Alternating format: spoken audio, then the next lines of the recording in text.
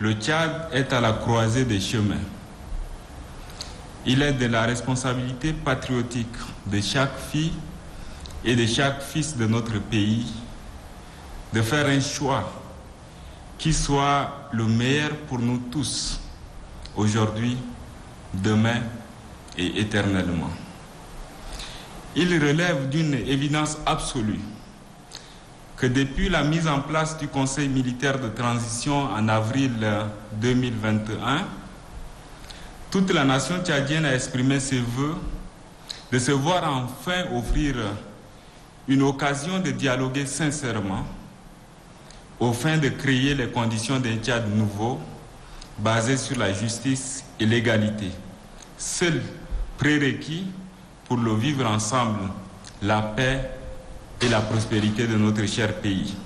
Cependant, il est tout aussi clair que les conditions d'organisation de cette grande messe nationale unanimement souhaitée n'ont pas reçu l'agrément de tous, engendrant pessimisme et scepticisme des uns en contradiction avec l'optimisme et l'engouement des autres.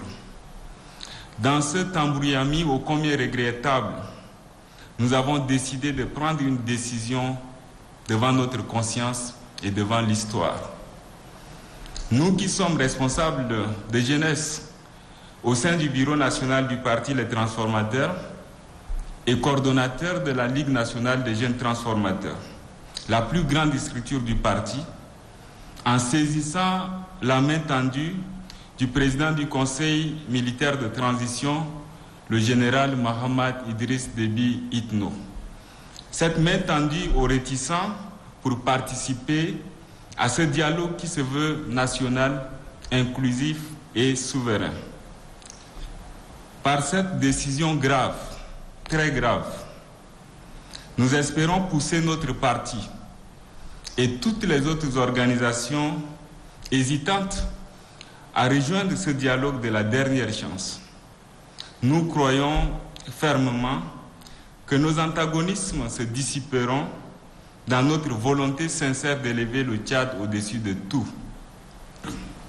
Nous invitons la jeunesse tchadienne à soutenir massivement ce dialogue, mais aussi et surtout à veiller à ce que soient posés les jalons d'un Tchad juste et égalitaire, condition sine qua non de notre épanouissement et garantie des meilleures perspectives et opportunités de nos cadets.